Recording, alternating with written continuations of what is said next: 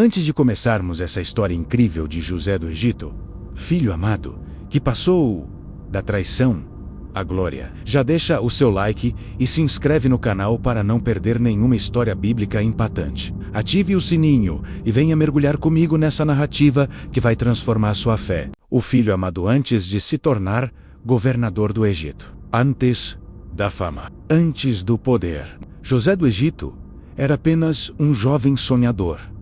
Ele nasceu em uma família marcada por promessas de Deus.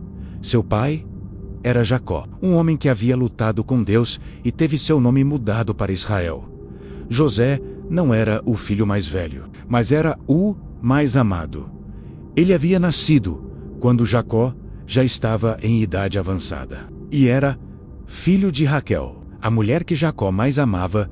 Isso fazia toda a diferença aos olhos do pai. José era especial enquanto seus irmãos trabalhavam no campo, cuidando dos rebanhos sob o sol escaldante. José permanecia mais perto de Jacó e não demorou para que esse amor se tornasse visível. Um dia, Jacó mandou fazer para José uma túnica. Mas não era uma túnica comum. Era longa, colorida, feita com detalhes que nenhum de seus irmãos possuía. Naquela cultura, roupas simples eram usadas por trabalhadores, mas aquela túnica era usada por pessoas de posição. Era como se Jacó estivesse dizendo: você é diferente. Você tem um propósito. Toda vez que José vestia aquela túnica, seus irmãos viam, e o que antes era apenas desconforto começou a se transformar em inveja, porque aquela túnica não era apenas roupa. Era favoritismo, era honra, era amor declarado diante de todos. A Bíblia diz que eles passaram a odiá-lo e já não podiam falar com ele pacificamente. Dentro deles, algo começou a crescer, silenciosamente, uma raiva profunda, porque enquanto José recebia amor, eles sentiam rejeição. Enquanto José era exaltado, eles se sentiam esquecidos. E assim, sem que ninguém percebesse, uma tragédia começou a ser construída dentro daquela família. Os sonhos proféticos e inveja já estava crescendo no coração dos irmãos de José do Egito. Mas algo estava prestes a acontecer. Algo que transformaria aquela inveja em ódio mortal. Certa noite, enquanto todos dormiam, José teve um sonho. Mas não era um sonho comum. Era vívido, real, como se estivesse acontecendo diante de seus olhos. Ele viu a si mesmo e seus irmãos no campo, amarrando feixes de trigo. Tudo parecia normal. Até que, de repente, o seu feixe se levantava e permanecia em pé enquanto isso, os feixes de seus irmãos se aproximavam e começavam a se curvar diante do seu. Era uma imagem clara, uma imagem de autoridade, de liderança, de alguém sendo honrado pelos outros. Na manhã seguinte, José, ainda jovem e ingênuo, correu para contar aos seus irmãos: ouçam o sonho que eu tive. Mas à medida que ele falava, os rostos deles mudavam. Por acaso você quer dizer que vai reinar sobre nós? Vamos nos curvar diante de você? O silêncio foi tomado por desprezo. Mas o pior ainda estava por vir. Pouco tempo depois, José teve outro sonho. Dessa vez, era ainda mais impressionante. Ele viu o sol, a lua e 11 estrelas, todos se inclinando diante dele.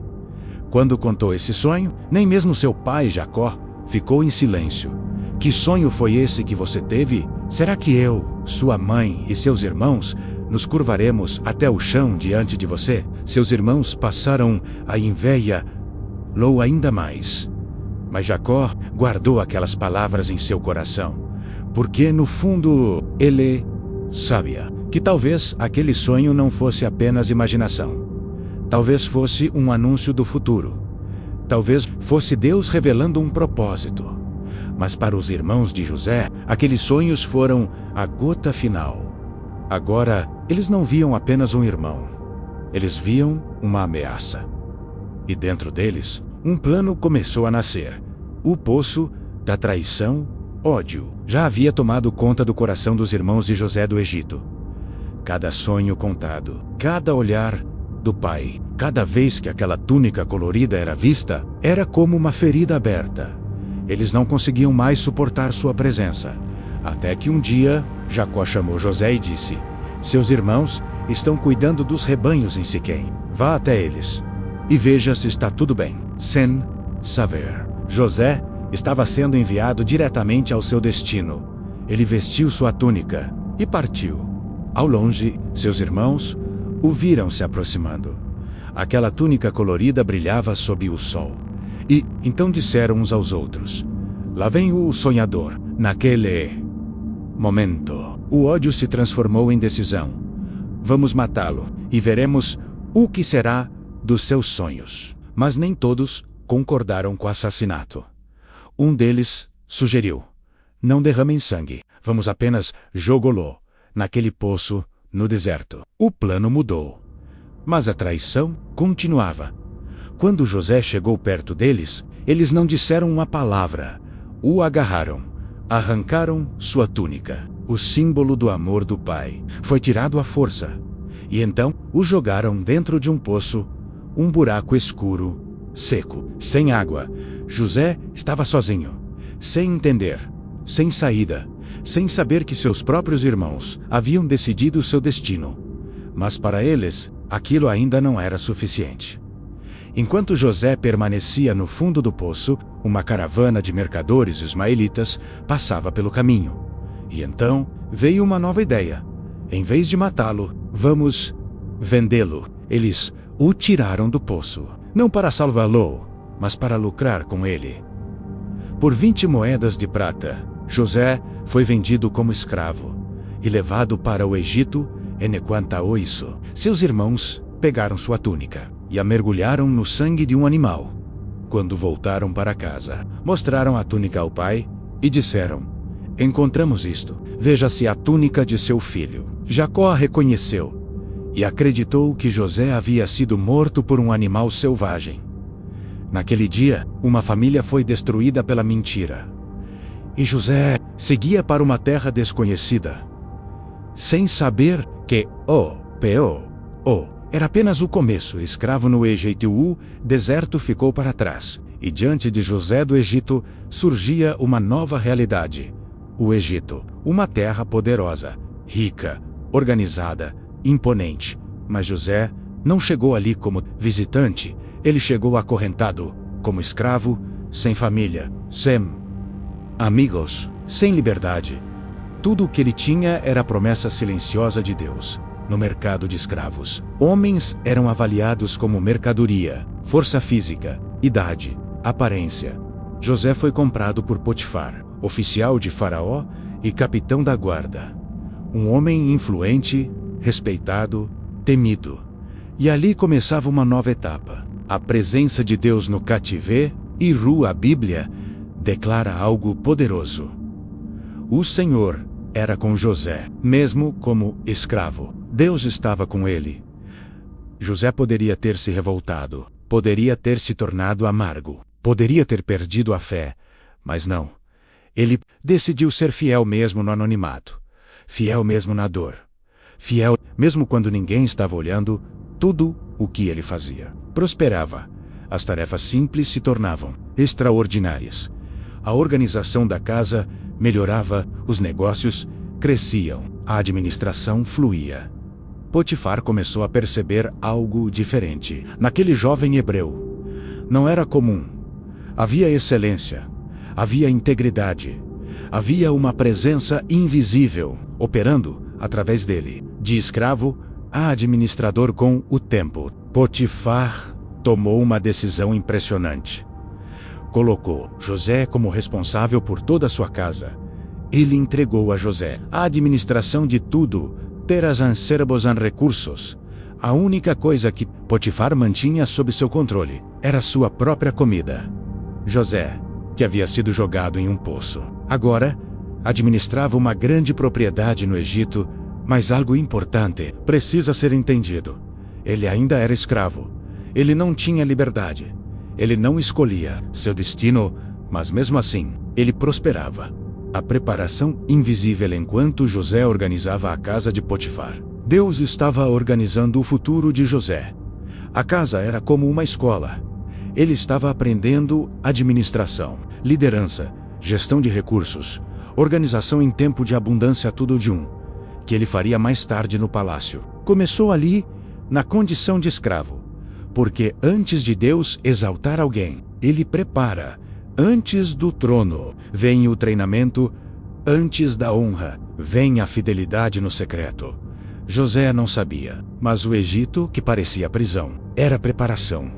Mas a estabilidade não duraria. Uma nova prova estava chegando, e seria ainda mais dolorosa, porque agora não seria apenas injustiça. Seria traição novamente, a falsa acusação. Tudo parecia finalmente estar se encaixando na vida de José do Egito. Mesmo sendo escravo, ele havia conquistado confiança, respeito, responsabilidade. Na casa de Potifar, José agora administrava tudo. Nada acontecia sem que passasse por suas mãos. Mas havia alguém observando. Em silêncio, a esposa de Potifar.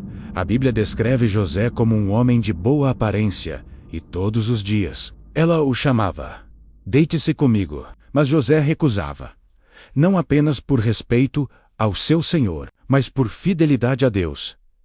Ele dizia: "Meu senhor não me negou nada nesta casa. Como poderia eu cometer tamanho mal e pecar contra Deus?" Mesmo assim, ela insistia. Dia após dia, olhar após olhar, convite após convite. Até que chegou o momento, o dia da armadilha certo. José entrou na casa para cumprir suas tarefas. E naquele momento, não havia ninguém ali. Nenhum servo, nenhuma testemunha. A esposa de Potifar o agarrou pelas roupas e disse novamente: "Deite-se comigo." José se recusou e tentou, mas ela segurou sua veste com força. Então, ele fez a única coisa que podia fazer. Fugiu, deixando sua roupa para trás. Ele preferiu perder sua reputação do que perder sua integridade. Mas a história não terminou ali. A mãe tirou a roupa de José em suas mãos. Ela começou a gritar, chamou os servos e disse: "Este hebreu que nos trouxeram tentou abusar de mim." Mais tarde, quando Potifar voltou para casa, ela contou a mesma história, mostrando a roupa como prova. A mentira parecia perfeita, sem testemunhas, sem defesa, sem chance de explicação. A prisão. Potifar ficou furioso. A confiança foi quebrada. O homem que ele havia colocado sobre tudo, agora era acusado de traição. José foi preso, lançado na prisão do rei.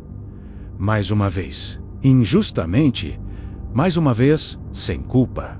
Mais uma vez, traído, primeiro pelos irmãos. Agora, pela mentira, o escravo fiel se tornou prisioneiro. Mas mesmo na escuridão da prisão, algo continuava verdadeiro. Deus ainda estava com ele, a prisão e os sonhos. Mais uma vez, a vida de José do Egito havia sido virada de cabeça para baixo. Ele havia sido fiel, havia resistido à tentação, havia escolhido fazer o que era certo, e mesmo assim foi parar na prisão. Uma prisão destinada aos presos do rei, fria e escura, silenciosa, um lugar onde sonhos morriam, mas não o dele, porque a Bíblia declara novamente: o Senhor era com José. Mesmo atrás das grades, Deus ainda estava com ele. Favor em meio à escuridão. Com o tempo, o carcereiro começou a observar José. Seu comportamento era diferente. Ele não murmurava, não se revoltava, não amaldiçoava seu destino. Havia paz nele, integridade, responsabilidade, e assim como aconteceu na casa de Potifar, José encontrou favor também na prisão. O carcereiro colocou todos os outros presos sob seus cuidados. Tudo o que acontecia ali passava pelas mãos dele. O prisioneiro se tornou administrador novamente. Os sonhos na prisão. Certa noite, 2 novos prisioneiros chegaram. Eles haviam servido diretamente ao faraó. Um era o copeiro do rei, o outro, o padeiro. Ambos haviam sido presos após desagradar o faraó, e em uma mesma noite, os 2 tiveram sonhos perturbadores. Sonhos que ninguém conseguia entender. Na manhã seguinte, José percebeu que eles estavam inquietos. Seus rostos demonstravam medo. Então ele perguntou: "Por que vocês estão tão tristes hoje?" Eles responderam: tivemos sonhos, mas não há quem os interprete. E José disse algo poderoso: as interpretações pertencem a Deus. Contê-me seus sonhos. O sonho do cupiru, o copeiro, começou. Ele viu uma videira diante de si, com 3 ramos. Ela brotava, florescia e produzia uvas maduras. Ele pegava as uvas, espremia no copo do faraó e colocava novamente em sua mão. José ouviu atentamente e disse: os 3 ramos representam 3 dias. Dentro de 3 dias, Faraó irá prestar-lo ao seu cargo. Mas, José fez um pedido: quando tudo estiver bem com você, lembre-se de mim. Fale de mim ao faraó, porque fui trazido injustamente para cá. O copeiro concordou. O sonho do padeiro animado. O padeiro decidiu contar seu sonho também. Ele viu 3 cestos de pão sobre sua cabeça. No cesto de cima havia alimentos preparados para o faraó, mas as aves binam e comiam tudo. José ficou em silêncio por um momento, e então disse: os 3 cestos representam 3 dias. Dentro de 3 dias, Faraó mandará tirar sua cabeça. Era uma interpretação dura, mas verdadeira. O esquecimento 3 dias depois era o aniversário do faraó. E tudo aconteceu exatamente como José havia dito. O copeiro foi restaurado. O padeiro foi executado. Mas o copeiro se esqueceu de José. Ele voltou ao palácio e nunca mencionou seu nome. José permaneceu na prisão, esperando, não por dias, mas por 2 anos. 2 anos de silêncio, 2 anos de esquecimento, 2 anos de promessa em espera. Mas o tempo de Deus estava se aproximando. O sonho do faraó. 2 anos. Foi esse o tempo que José do Egito permaneceu esquecido na prisão. 2 anos de silêncio, 2 anos de espera, 2 anos onde nada parecia mudar. Mas, enquanto José esperava, Deus estava trabalhando em uma price. Mas no palácio, uma noite que mudaria tudo. Certa noite, Faraó teve um sonho. E esse sonho o perturbou profundamente. Ele viu que estava em pé às margens do rio Nilo. De repente, 7 vacas gordas e formosas saíam do rio. Elas pastavam tranquilamente, mas logo depois, outras 7 vacas surgiam. Magras, feias, consumidas pela fome. E então, as vacas magras devoravam as gordas. Mas algo estranho acontecia. Mesmo depois de comê-las, elas continuavam magras. Faraó acordou, assustado, mas voltou a dormir. E teve outro sonho.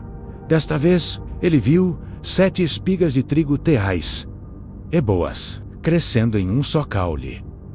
Mas depois, surgiram 7 espigas mirradas, secas pelo vento do deserto, e as espigas secas engoliam as boas. Faraó despertou novamente. Seu coração estava inquieto. Ele sabia, aquilo significava algo. O mistério. Na manhã seguinte, Faraó chamou todos os magos e sábios do Egito. Todos tentaram interpretar os sonhos, mas ninguém conseguiu. Ninguém tinha respostas. O rei estava angustiado. Até que o copeiro se lembrou. Ele disse: hoje me lembro de minhas falhas. Quando o Senhor se indignou contra mim, fui preso. E lá havia um jovem hebreu. Contamos a ele nossos sonhos, e ele os interpretou. E tudo aconteceu exatamente como ele disse. O chamado imediatamente. Faraó mandou chamar José. José do Egito foi retirado da prisão. Ele se barbeou, trocou de roupa e foi levado à presença do homem mais poderoso do Egito. Faraó disse: tive um sonho, e ninguém pode interpretá-lo. Ouvi dizer que você pode. José respondeu: isso não está em mim. Mas Deus dará a resposta favorável. A interpretação depois de ouvir os sonhos. José disse: os 2 sonhos têm o mesmo significado. Deus revelou ao faraó o que está para fazer. As 7 vacas gordas são 7 anos de fartura. As 7 vacas magras são 7 anos de fome. As 7 espigas boas são 7 anos de abundância. As 7 espigas secas são 7 anos de escassez. virão 7 anos de grande prosperidade sobre toda a terra do Egito. Mas depois virão 7 anos de fome tão severa que toda a fartura será esquecida. José então aconselhou que Faraó escolha um homem sábio e coloque sobre a terra do Egito que durante os 7 anos de fartura seja recolhida a 5ª parte da colheita, para que haja alimento nos anos de fome. O prisioneiro agora aconselhava o rei, e o destino de José estava prestes a mudar para sempre. José, governador do silêncio, tomou conta do palácio. Depois que José do Egito terminou de interpretar os sonhos de Faraó, aquele jovem hebreu, que até poucas horas antes estava em uma prisão, agora estava diante do trono, e não apenas interpretou os sonhos, mas apresentou um plano para salvar toda a nação.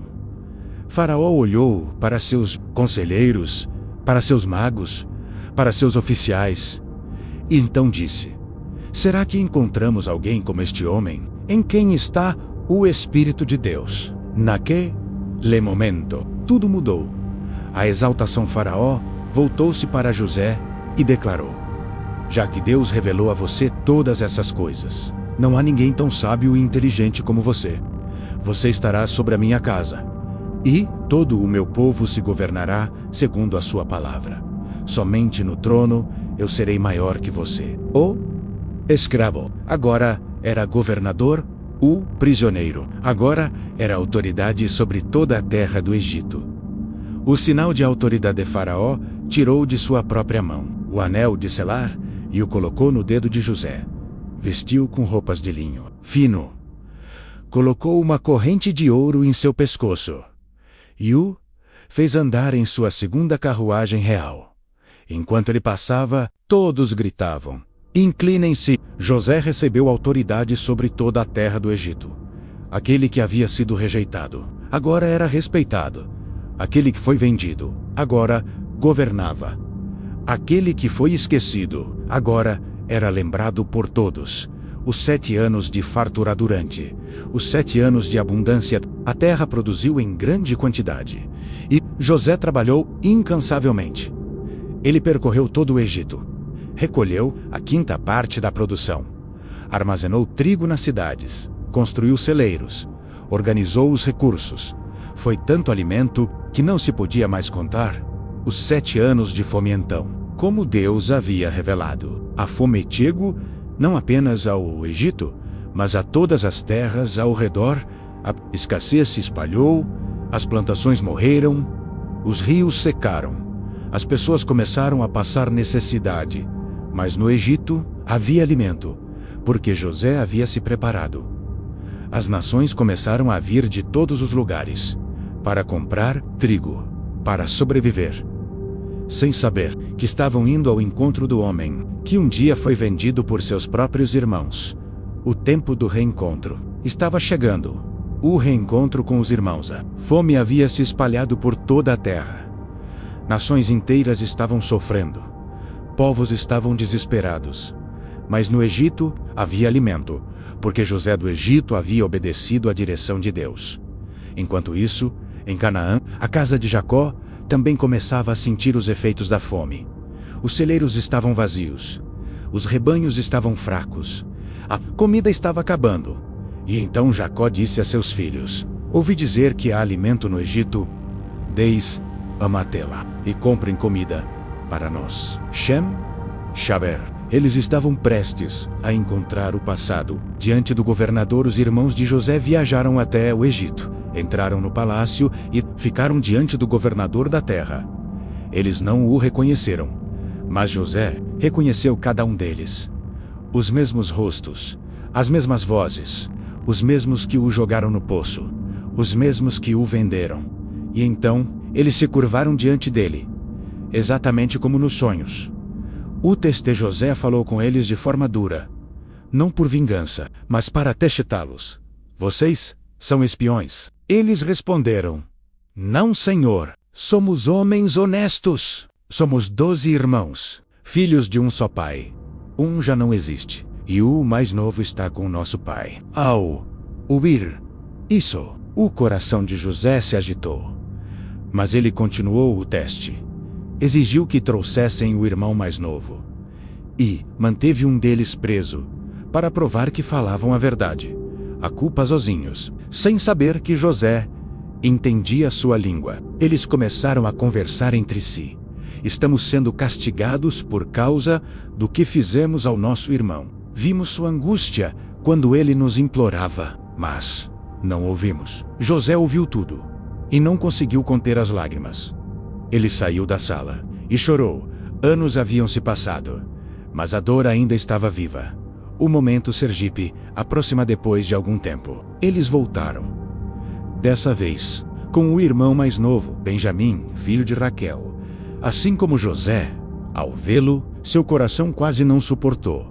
Mas o teste ainda não havia terminado, porque José precisava saber.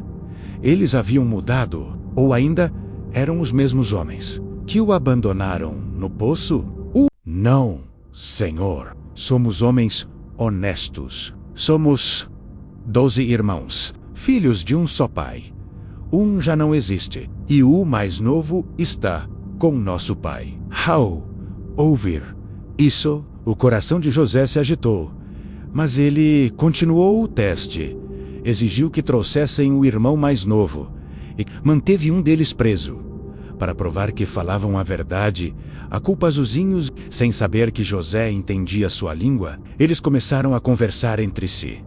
Estamos sendo castigados por causa do que fizemos ao nosso irmão. Vimos sua angústia quando ele nos implorava, mas não ouvimos. José ouviu tudo e não conseguiu conter as lágrimas. Ele saiu da sala e chorou. Anos haviam se passado, mas a dor ainda estava viva. O momento Sergipe aproxima depois de algum tempo. Eles voltaram, dessa vez com o irmão mais novo, Benjamim, filho de Raquel. Assim como José, ao vê-lo, seu coração quase não suportou. Mas o teste ainda não havia terminado, porque José precisava saber. Eles haviam mudado, ou ainda eram os mesmos homens que o abandonaram no poço. O perdão e o propósito reencontro estava completo. José finalmente estava frente a frente com os irmãos que o haviam vendido como escravo tantos anos atrás. Mas desta vez, ele não era mais o menino indefeso. Não era mais o jovem sonhador rejeitado. Não era mais o prisioneiro injustiçado. Ele era agora o governador do Egito, segundo apenas ao faraó. Com autoridade sobre toda a terra, seus olhos enxergaram os rostos culpados e aflitos dos irmãos. E algo poderoso aconteceu. Ele não sentiu raiva, ele não buscou vingança. Ele sentiu propósito. O encontro emocional José não podia conter a emoção. As lágrimas rolaram pelo seu rosto, misturando dor e alegria. Ele disse: "Eu sou José, o irmão que vocês venderam para cá. Não se entristeçam, nem se culpem por me terem feito mal, porque Deus transformou tudo isso para o bem." Ele os abraçou, os perdoou, os acolheu e os convidou a se mudarem para o Egito. A família reunida a Jacó e toda a família foram trazidos ao Egito. A fome ainda assombrava a terra de Canaã, mas no Egito havia alimento. José providenciou para que toda a sua família vivesse em segurança, em Gósen, uma terra fértil, longe das dificuldades do povo egípcio.